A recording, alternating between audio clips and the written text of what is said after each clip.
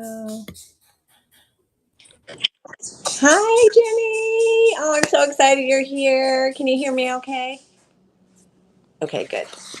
How's it going? Was it easy to get on the app and everything? Super easy. Oh, fantastic. Okay, so now there's a little time delay, just so you know, because we are broadcasting to Facebook, Instagram, and YouTube. So it's just starting to go to Instagram right now. So people can leave a comment here in the channel, or they'll also be commenting on Instagram and Facebook. So I'll try to manage that too as well. So, anyways, for those of you joining us, I am so excited to introduce you to my friend Jenny Cohen.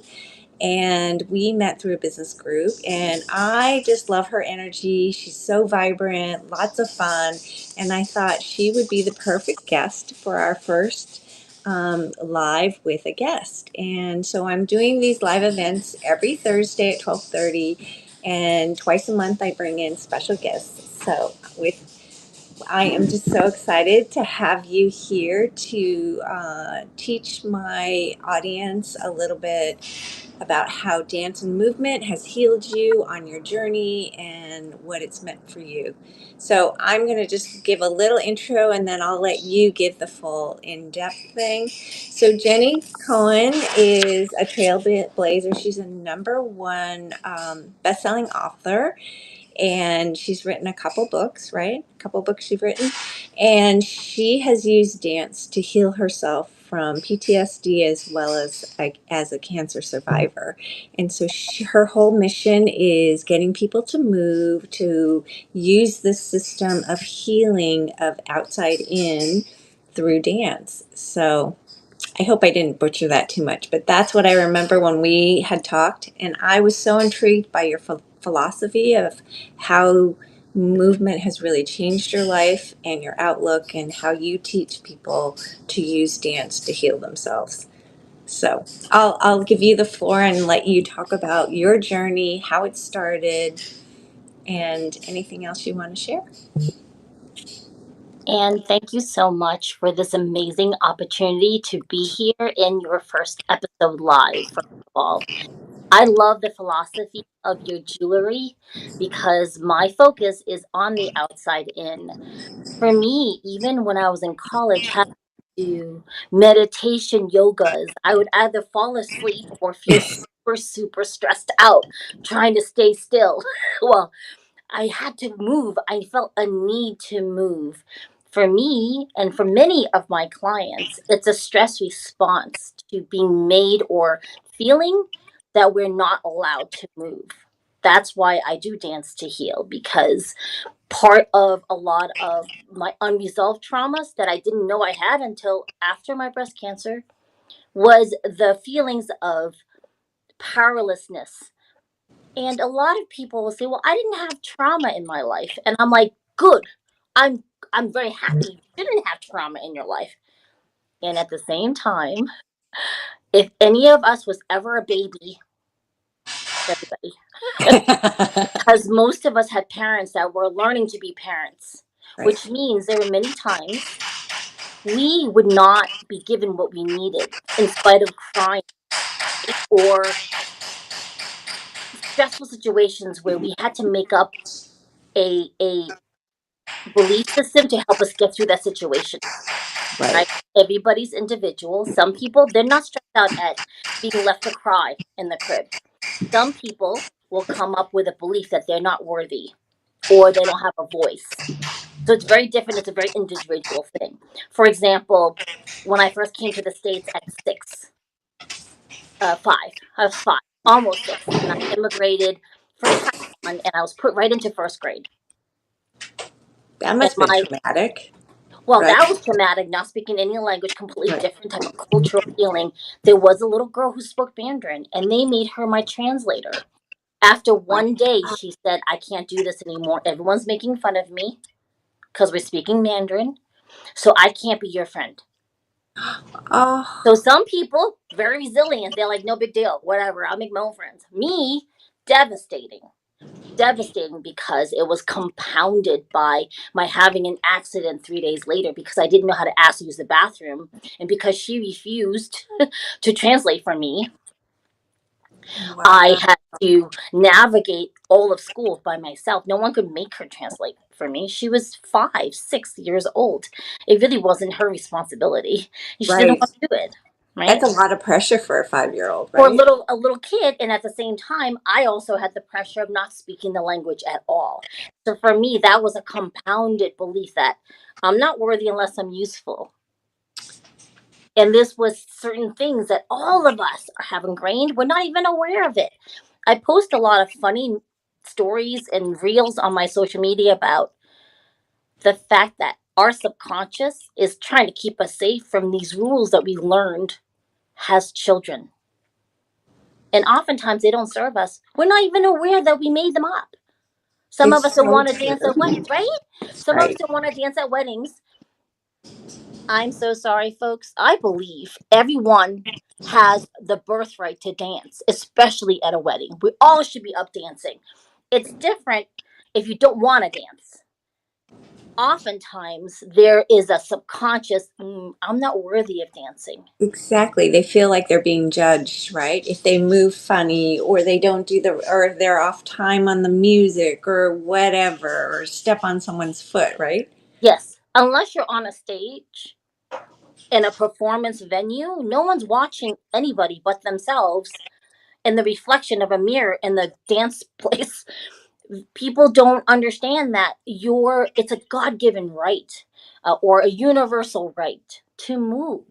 Hmm. And so that's part of why my platform of Dancing to Heal, I want it globally known by people. And it is an outside in approach because once you start to move, we come out of any type of trauma response, which most of us don't even know that we're in half the time. Oh, interesting. So, can Right. you explain that a little bit more, like what outside in means for somebody who maybe is just joining us and doesn't know what that concept is? Yes, yes. So a lot of times people will think, oh, you mean outside in, meaning, so if I'm here working with you, it's me on the outside doing something to your outside. My outside is asking you to go from your outside in. Dancing is an external activity that affects the internal. A lot of neuroscience now it's proving when we're in trauma response, our brains are compartmentalizing what's safe, what's not safe. When do we run? When do we freeze and hide? Right. When you're dancing, right, and becoming very present. When you're dancing, becoming present, which I'm going to show you guys later, Yeah, I'm so excited. we start lighting up all parts of the brain at the same time. Because if we're not in danger, we have the capacity to have the brain go into a level of functioning where every part is lit up so we can fully be present in the moment. Everyone should have that experience all the time. We're rarely there. How many times do you drive somewhere and you're not sure how you got there? Right. All the time. It happens to me. I'm like, oh my God, I'm here and I don't even know where I was going. Yes, yes. And even now, oftentimes, if I set the wrong GPS, I'm blindly following my GPS to the wrong location. Correct? Yeah. Right. The difference between before Jenny and now Jenny is I worked a lot on incorporating dance every day into my life. I have mental fitness exercises that I do throughout the day to stay present. The journey of coming back to me, the child before I immigrated. Before I was left at 4 to take care of my 2-year-old son with my grandparents in the country, Yeah. Yeah. right? All those parts of you that were put in situations where you completely had no control and you were a little kid trying to make sense of the world, Right. right? Exactly. Hmm. Right? So I just want to get back to that part of me that can play without winning, without worrying who's the winner, or the shame of making a mistake. Play, there's no mistakes. Right. It's That's the true. difference between the now. Oftentimes we don't admit we're very hard on ourselves. We might put on a brave face of encouraging other people, and internally we're hurting ourselves, going, "You're not good enough," and we're not good. And I want to negate that. Part of the play of dance is to give ourselves that right. And moment of just being present. So how did dance become part of your life? Was it something that came when you were a kid or it happened later in your life?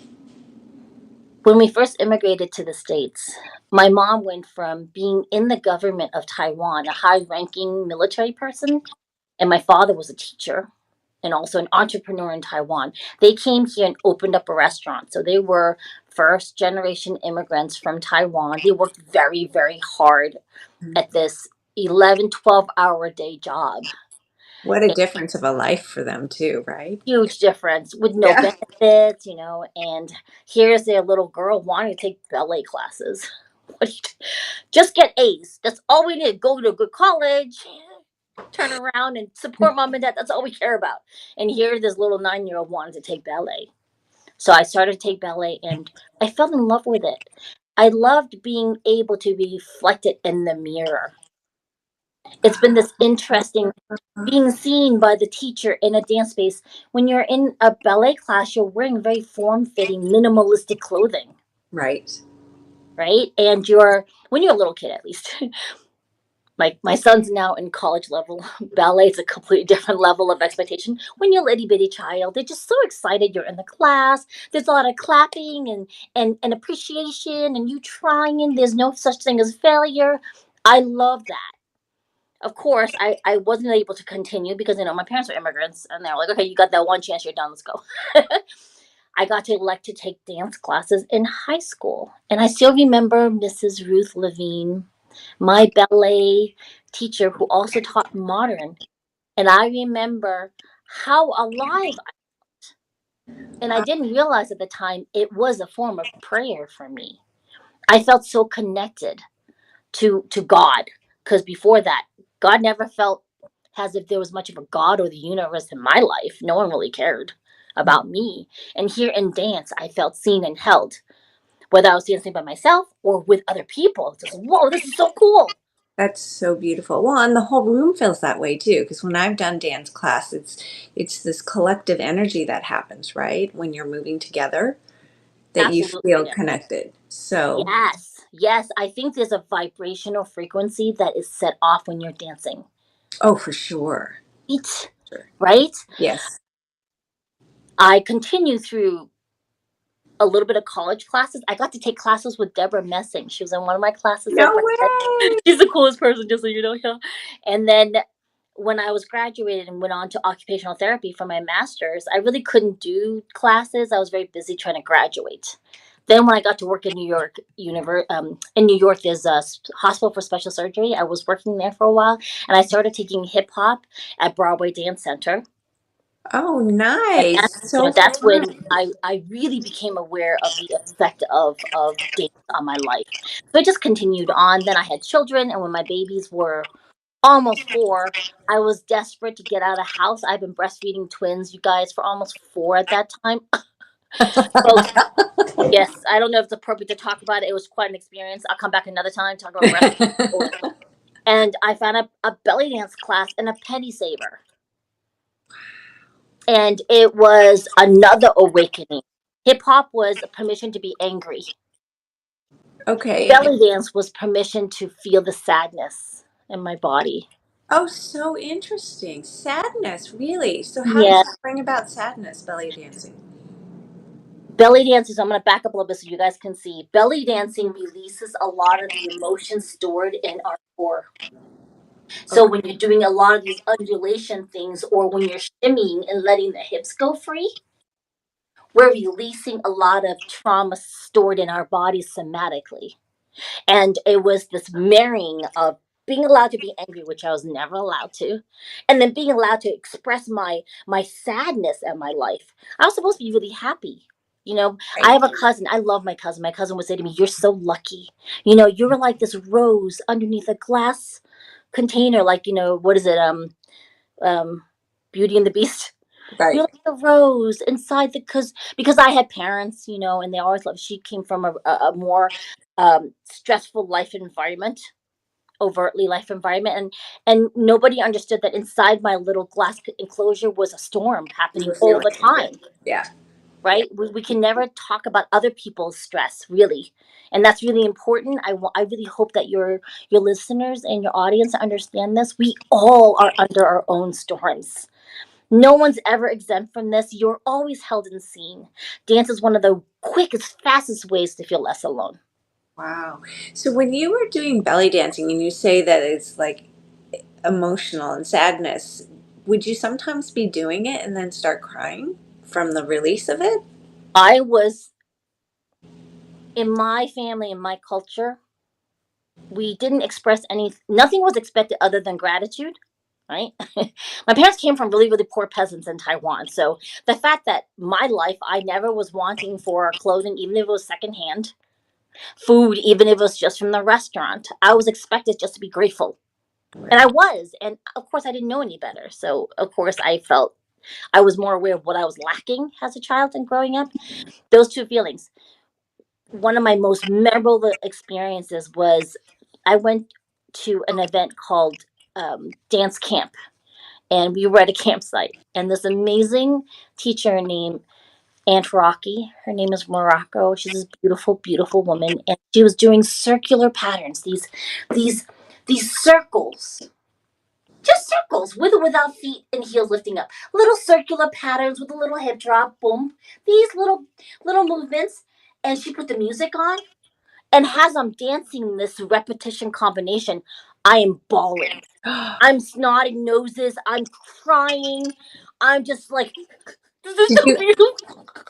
Like, and God love, and people just left me alone to cry because that's one of the other things. We oftentimes are very uncomfortable when someone's expressing their Right. feelings, Right. right? And Yeah. it's You don't actually know what to do. right. And there's nothing to do other than hold space for them. I learned in some of my trauma training because you do want a teacher who's trauma informed.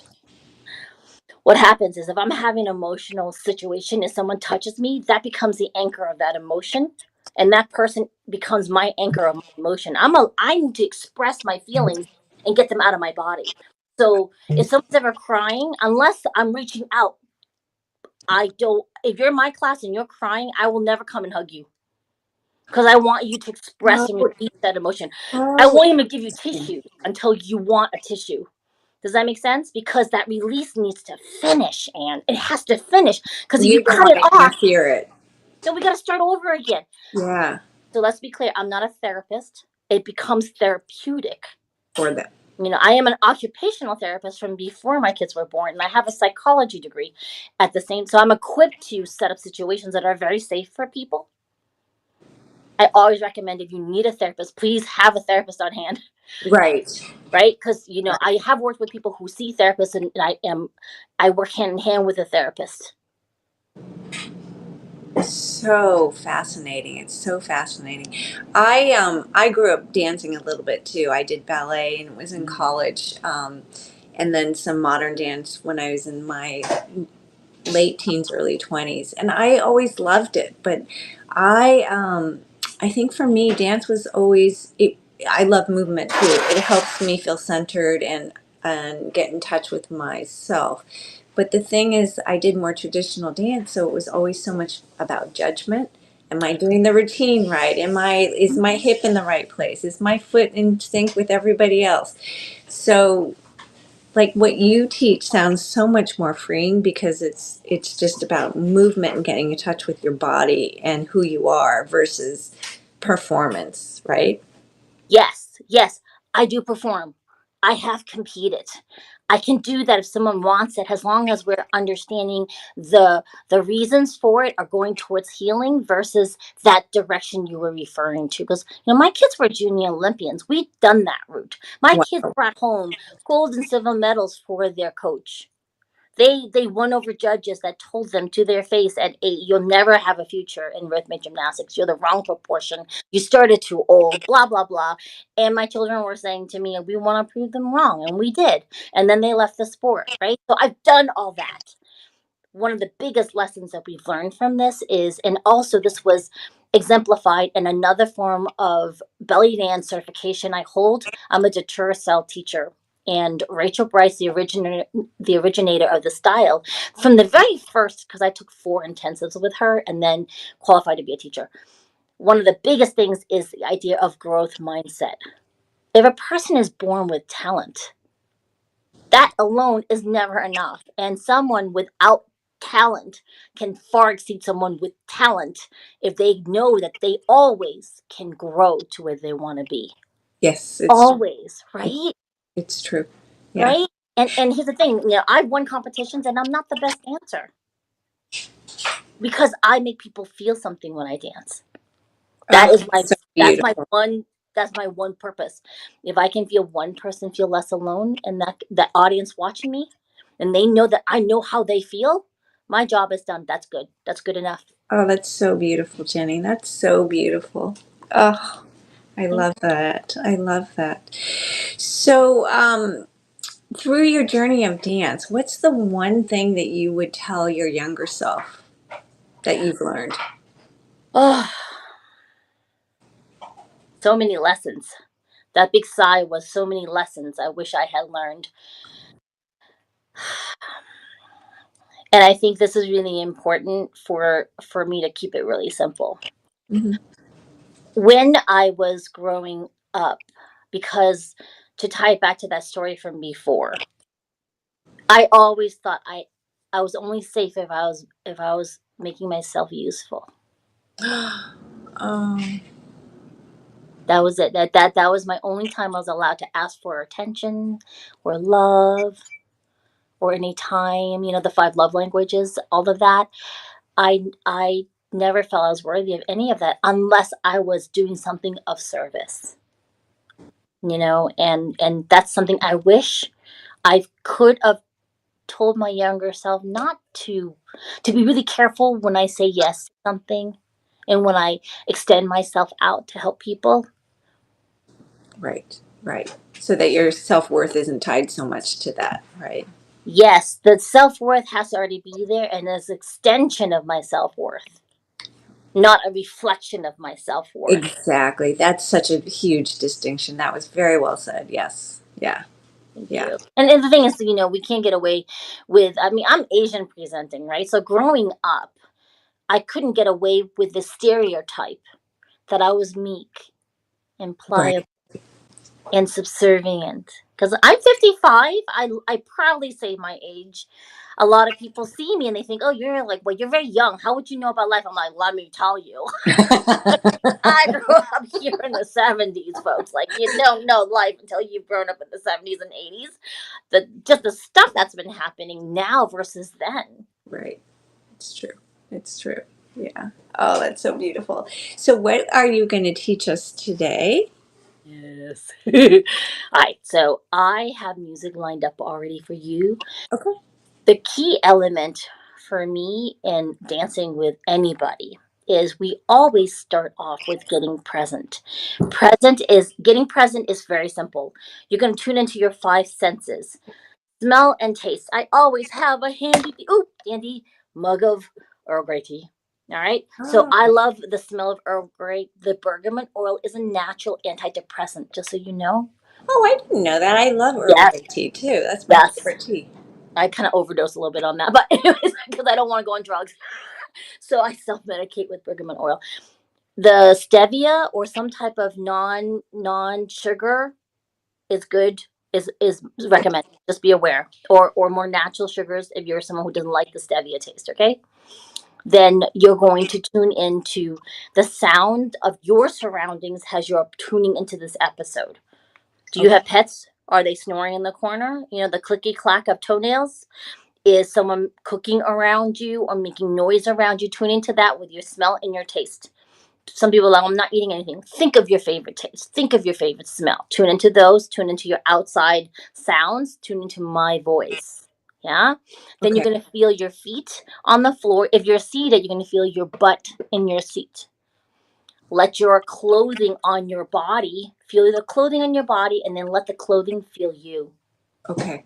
Now you're going to soften your eyeball gaze, meaning you might be looking at us on this episode and you're going to increase your peripheral view so that even though I'm looking at you with the soft gaze, I can see my giant light over there, my daughter's punching bag over there, even though I see you, but I can see all the way around me. Okay. Your breath in, Okay. So one question before we start. Mhm. Should I be standing up or it doesn't matter? I have Um, two questions actually. And can I have water instead of a tea since I don't have tea with me? yeah, you can. When I showed my tea, it was just to explain, to give a visual Oh, demonstration okay. of what I sip tea throughout the day. It's one of my ways of staying present. All right, and you are feel free to stand. You can sit. I can work on. Do you want me to stay seated so that everybody who's watching it can do seated? Because I'm good either way. Yeah, let's do seated Okay, because I'm awesome. in my studio and I don't have a huge room. No So, problem. Yeah, I'm flexible because I can teach chair dancing very easily. So I'm gonna put a sound of song. Can you hear that music in the background? yep. Beautiful.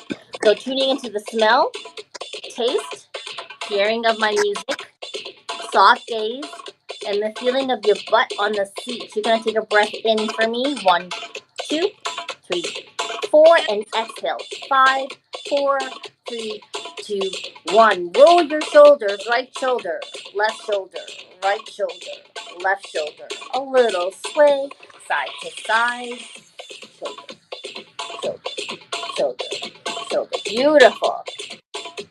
Come center for me here. Hands are gonna palm float to shoulder height. Palms down, sideways view. Wrist up, wrist down, wrist up, wrist down. Let the fingers be a little bit slow, like a goldfish tail. I'll give you sideways view. Beautiful. Now, move your shoulders away from your ears. Engage your core. Tune into your smell, your taste. Hearing, soft gaze. Butt on the seat. Inhale. Exhale. Beautiful. Do some circles with the wrists. Beautiful. Come overhead, just higher than your head. Beautiful. I'll come down so you can see. Oh, now I'm getting a workout of squats. Beautiful. Now you can stop the circles and open the palms up. All the way. I'm going to come out of frame. All the way down. All the way down. All the way down. Shoulders lift up and down. Up and down. Good. And drop it. Boom. Last two. Last one. Beautiful. Shoulders gonna roll all the way back. Shoulders gonna roll all the way back. Beautiful. Now you're gonna do a little chest lift. You're seated, so it'll be really easy to keep your hips still. Lift your chest. You're gonna stretch this part.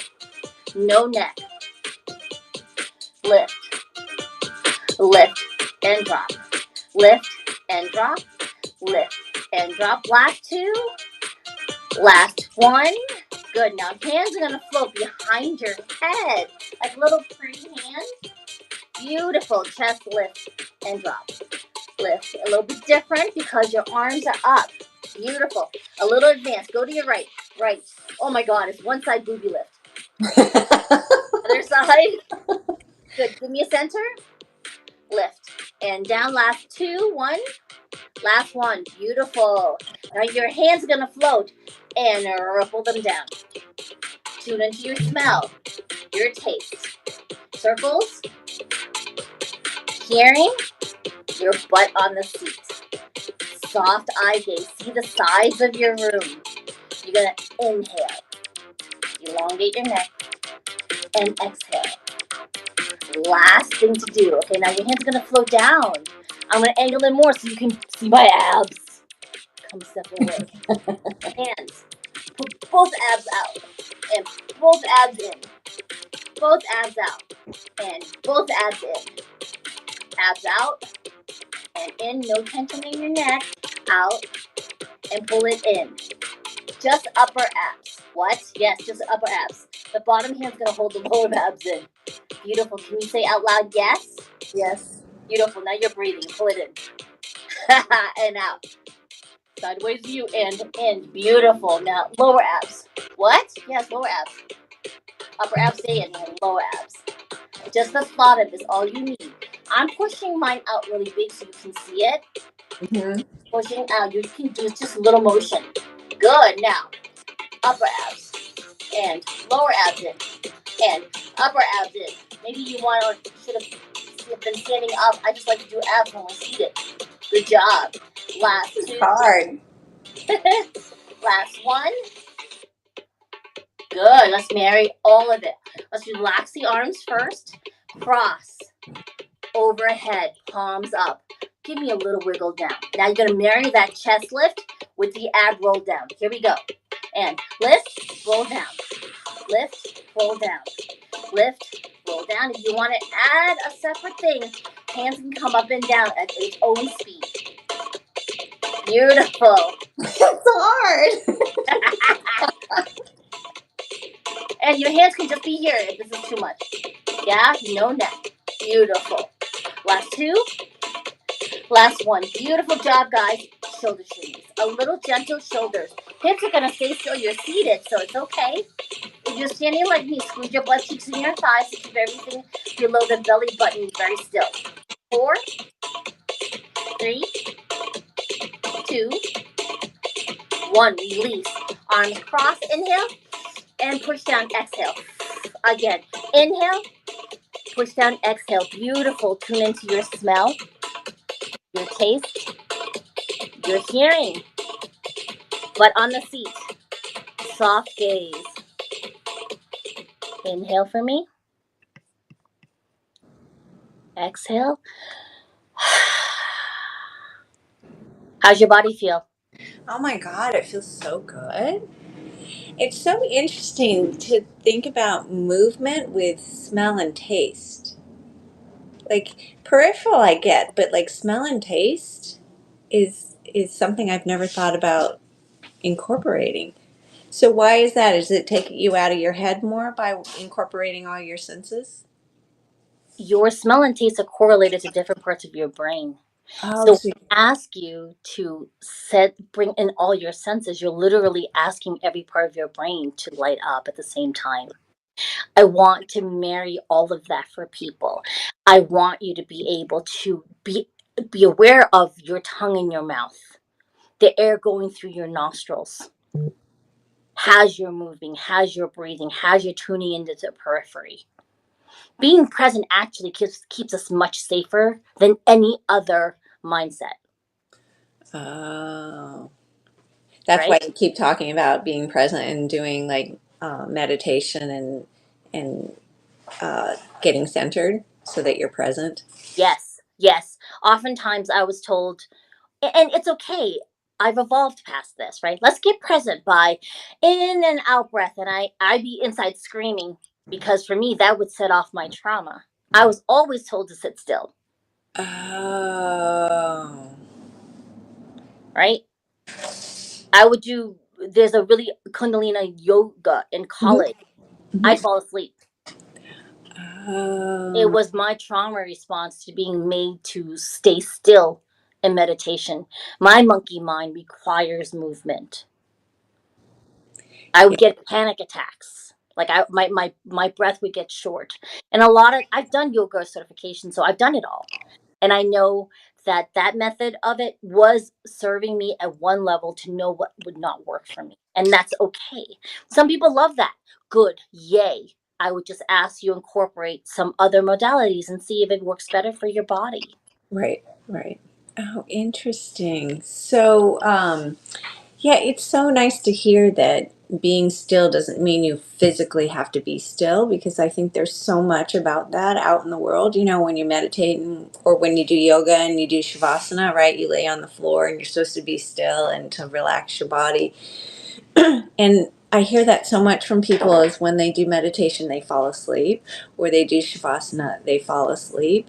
And they're probably more kinetic people like you, where they need to have that movement to find their centering. So it's nice to know that when somebody says that to me, now I know that they don't have to stay still, that they can actually use movement to be centered. Yes. I always love the teachers who say, I'm just your guide. I'm going to suggest things for you. You do what works for you today. If I'm ever in a class and the teacher is saying, you need to do it this way or no way, I'll be like, thank you so much. I'll be gone. Out the door. Because they're not in my body. I'm not going to give them a medical history of my breast cancer and my osteoporosis and my SI joint instability and my sciatica and my neuropathies in my feet and hands. They don't need to know that. Oftentimes we don't want to tell people our personal business. Exactly. Right? Exactly. It is everyone's responsibility, though, to know what you can and cannot do. And the only way to do that is to have a ongoing conversation with your body. Your body's talking to you, whether or not you're listening. Well, and that's the key is how often do you really listen to your We body? have to listen to our bodies. I mean, I've had a lot of, I've had conversations where there's a sense of betrayal when someone gets cancer. How could my body get cancer? And I want to flip that. For me, I got cancer in my mid 40s after a lifetime of trauma and not understanding I was not helping my body fight the cancer. I was still in that service. Give, give, give, give, give, give. Never replenish myself. Give, give, give, give, give, Right. give. Right. I had in vitro babies, in vitro fertilization babies. My babies were my very, very conscious choice to have. And so I'll be darned if my children ever suffer, or if they needed something, I would make it happen. They were homeschooled. When you homeschool, you get no breaks. Right. Because you're doing it. Yeah. Right? My son was diagnosed with type 1 diabetes. He could have died in his sleep. He can still die now in his sleep. So for the first 5 years after he was diagnosed, I stayed up until 2:30, 3 o'clock to make sure his blood sugars didn't drop. My husband got up at 4:30, so he was only asleep without attention for Wow. 2 hours, right? Wow. And because they don't tell you the statistics when your child is diagnosed with type 1, that only I think there's a 9% chance out of 100. 9 out of 100 kids never wake up from bed when they go to sleep. They can hit a low if you're not monitoring it. They can't get up themselves. You have to get them Right. up, Right. Right. Wow. right? Right. Wow. So I knew all these numbers. And I just didn't want to risk it. That was my choice, and I wasn't taking time for myself. And then the month before I got cancer, my husband had an emergency bowel obstruction surgery. I thought I was going to be a widow. I was sleeping by his side in the hospital while my two kids slept in the car. I had to test my son's blood sugars at night. I thought, oh my gosh, what if he doesn't? We weren't sure if it was a reoccurrence of his cancer when he went in for the surgery. His company back then was very, very not supportive. That's so scary. So Right. So months scary. later, I found that lump, and the thing is, I was in my best health when that happened, folks. I was at my pre-baby weight, vegan, working out since January of that year. I had competed. I had gone to Germany to compete. I was going to launch my career and be a belly dancer. I was going to be famous. And all this stuff blew up, and my body just could not fight the cancer cells that we all regularly have in our bodies, Right. folks, happening all the time. Right. So our bodies work so hard to keep us alive. Right. And I wasn't helping it at all. So did dance help you? I obviously it's helped you on your mental and your physical. So are you cancer free now? Yes, thank you. 9 years now. I've been officially told I've been 9 years cancer free. And so the caveat I want to really be clear on, right, is I always danced before my breast cancer. So I was having a small dialogue with my body. 2 years before I was diagnosed, I had a premonition I was going to die. I was consumed that I was going to see my kids live. I was going to see them grow up. And I was doing a whole professional piece the year before. And then all of a sudden I found the slump and then went through cancer. And the dance, which I used to heal myself and keep myself wanting to live during cancer treatment, like real talk, and breast cancer treatment, any type of cancer treatment is horrible. Oh, People, right. we're It's so brave. It sucks, but like it's so bad, it's so shitty. And we don't talk about it because we really can't address it. We're in freeze response. I have to sit there and let them pump poisons in me so I can live to see my kids grow up, right? I was even more disassociated after breast cancer. I wow. didn't know. I'm a belly dancer. I would compete and perform, blinged out, and Right. not see myself in the mirror. I could not see myself. I saw my costume. I could see the outlines of my face. I could not see myself. It Wow. wasn't until So trigger warning for your audience. I have permission to speak on it because my kids are now adults. About 2 years after I was done with the chemotherapy and the radiation, I did not know. I lost contact that my one of my kids was in extreme danger, and I didn't know. Oh And God. goodness, we had a close enough relationship. My child was kind enough. We were away, and I took their homeschool. So we went back to Boston. We were moved to Utah. Went back to Boston for a trip to visit their old classmates. And at the hotel, there was Mother's Day weekend. My child said, "Mom, I want to talk to you." And I thought, "Oh, you're gonna thank me for this trip." Yeah, it's okay, right? I'm thinking, and instead, my child pulled up their sleeves and showed me the scars, but they had been self-harming, and said they didn't want to be alive much longer. And I'm like, "What?" I am an OT. I went into clinical mode. I've worked with children and pediatric psychology, like lockdown units, and I knew I got you. Well, we went home, we booked all of the therapy, locked up every object in the house. I still wasn't present. It wasn't until 2 weeks later I went to a local event. The same precious baby of mine had found fish fillet knives I missed. Oh no. Brand new fish fillet knives, and had a severe relapse. Oh no. And I remember I'm sobbing, and I'm sobbing and butterflying their cuts together. And my child's looking back at me with the eyes of a stranger. Not My child was gone, wasn't even there. And I thought to myself, I'm gonna lose this baby. I'm gonna lose them. They're like, I'm lucky they didn't do it now. Like, how did I miss this? Yeah.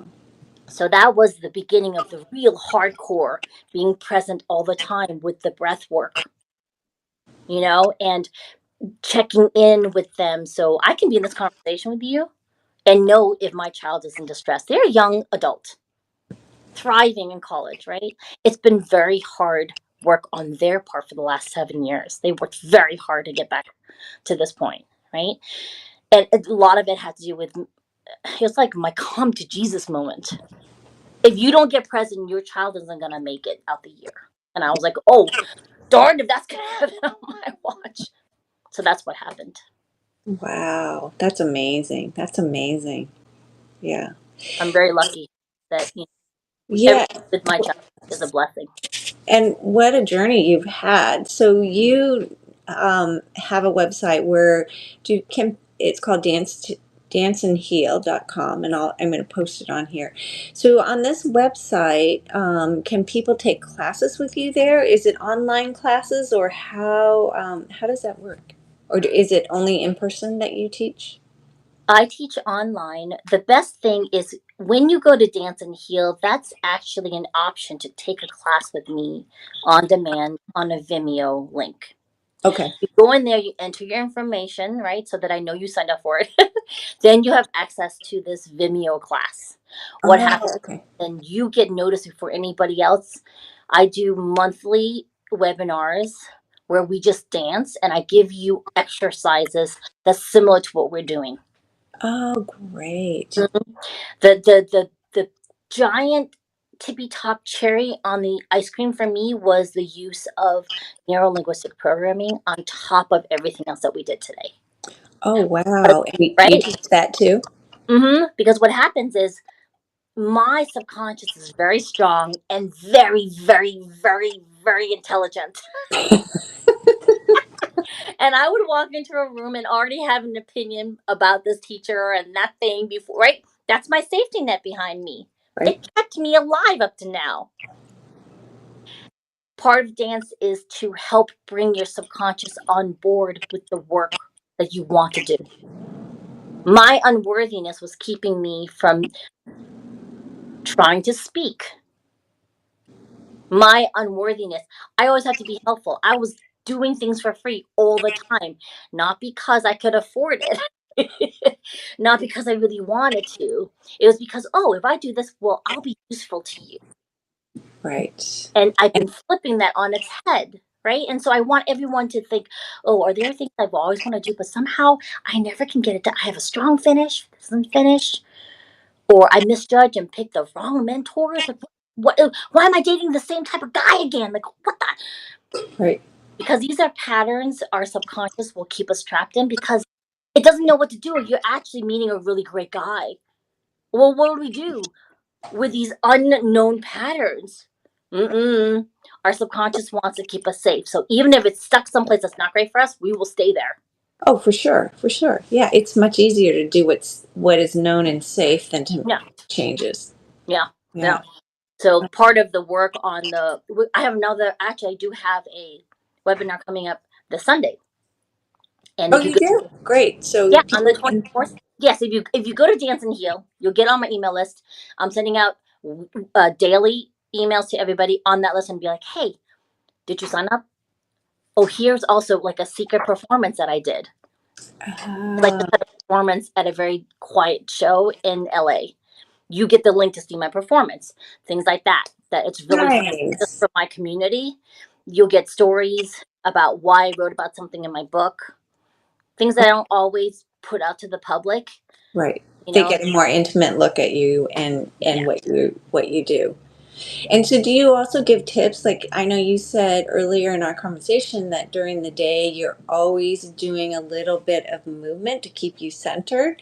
So like what does that look like? Do you just do like a 5 minute thing, or you allocate a certain amount of time during the day doing different dance moves? Yes.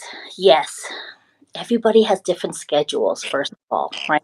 So what I want you to do is, and the following things I'm suggesting, even come back to the recording, folks, is do a little bit of a muscle test. Ask your body, will this work for me? And you either press down your finger real lightly, and if it resists, it means that's a yes. Okay. And if your finger goes right down, that's a no. Because like muscle testing is, if I'm holding my hand and I'm really, really making it hard, and I go, I am Jenny, and my finger goes, yes, you're Jenny. But if I go, I am Ann, my finger, no matter how hard I hold it up, it'll push down. I'm like, right? Or my eyes are brown. My eyes are brown. My eyes are aqua. My hand's like, no, your eyes are not aqua. Not even when you wear contacts, right? So these three suggestions. One, you can put timers, reminders on your phone linked with an alarm of your favorite song. So it just plays and you just dance for those 30 seconds. Easy, easy. Two, you make up your favorite playlist. Any type of music that gets you moving. Because my song, some people are like, what is this poo poo? Right, right. It's personal, right? Pick your personal. I actually have had clients who love the sound of waves. They love the sound of waves. They have an entire soundtrack of raindrops and waves and birdsong. It's all good, folks. Muscle test your body. That suggestion. The third one is, if you have a morning and an evening routine, make dancing to your favorite song, whatever length of time you have, Uh, during the AM and PM routines. You uh, want to double all of your habits together. Does that make sense? If mhm. it's one more thing to do, the person watching this gonna be like, Anne and Jenny gave me one more homework. I don't have enough time. Or like, Right. And then you don't do anything with it. then you don't do anything. And my goal is to get the world dancing and getting connected with their bodies. And make it as easy as possible. Those are great tips to just put on. I mean, I love the alarm and a favorite song, and just, I mean, 30 seconds is nothing, right? And especially Right. so many of us sit at our desk all day long or are sitting all day long instead of being up and moving around. So that's a Yeah, good reminder just to do that. absolutely. I mean, I even had that health thing on my Apple Watch. It Yeah. goes to stand up. Yeah, exactly. So I'll get up and go, refill refresh my tea so it's warmer, or fill it up with some more hot water. The goal is to have an occupational therapist. Besides the fact that if you're seated a long time, I need to give you an ergonomic evaluation of your seating arrangement, just so you know. I do that with my husband. Besides that, our bodies really are not designed to sit for a long time. Yeah, I know. I know. It's not. It's just so much pressure on your lower spine when you're seated too long. And I've noticed as I've aged, because 55, almost 56 in July, if I sleep too long, I get up, my body is achy, Right. I know. It's true. right? Because I haven't been moving. It's so true. Hmm. So, do you have any last tips or thoughts that you'd like to share as we wind this down? That you'd like to share, like with the audience? Yes, I would love to leave you with three suggestions that Okay, great. overlapping with dance. Sleep is really important. Sleep is really important, folks. If you're not sleeping well, for me, I didn't realize I had sleep apnea. Pretty severe sleep apnea. Oh, wow. And it was affecting my ability to even heal. Dancing also wasn't great because if you're not sleeping, you're not safe, right? When you're moving around. Laughter is super essential. Please laugh every day. It's so true. Even if it's off color humor, I honestly don't care. You don't Yeah. have to plaster the world what kind of things make you laugh. Laugh every day. Three, hydration is essential.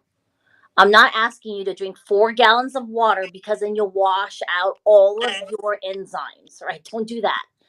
If you're feeling thirsty, you're already getting a scream from your body. Right. Please It's hydrate before you get thirsty. So, sleep, laugh, hydrate. On top of dance to heal. It all really does overlap because the more you're in connection with your body, the more your body talks, the more you hear it. Oh, it's so true, right? Sleep, laugh, and hydrate. So I'm putting that in the notes here so people will remember your three things: sleep, laugh, and hydrate. I love that you include laughing because life is too serious and we do need to laugh and have some Yeah. joy in our life. So And it's I have 11.5 cats. They're always up to some type of mischief. wait, Yeah, how do you that's have point? nuts. How do you have a 0.5 cat? All right. They have their own Instagram and they're gonna have their own OnlyFans soon. So please subscribe to their OnlyFans. They have to earn their. I foster kittens. I foster kittens. I'm really good at fostering kittens. I've only lost two out of the hundreds I've had. I literally give them my essence, right? My healers tell me I'm just trying to heal the child of me that was left behind through my kittens, right? And I'm like, yep, darned if this sucker's not gonna live.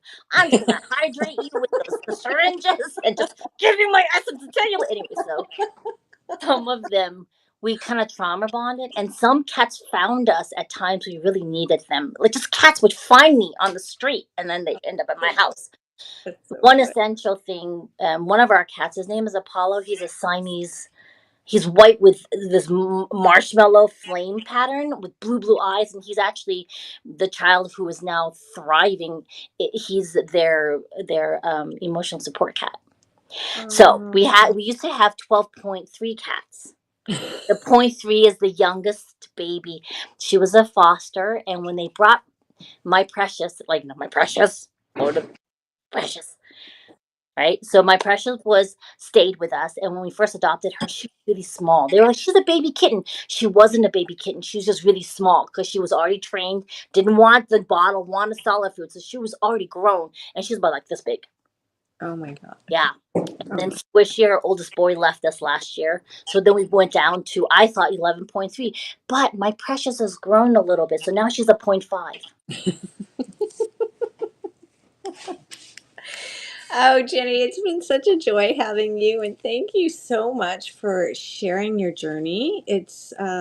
You're inspiring to hear about how you have survived and turned your pain into joy and sharing your knowledge about dance and how to heal. So I just love your story, and it was really fun doing my chair dance with you. The whole ab work was a little hard for me, I must admit, so I got to work on that. Okay. And, that was intermediate advanced because Oh, we were in a chair. I had to give people something a little bit challenging. yeah. Again, you don't have to do all of that. Just do the chest lift. That's good. Okay.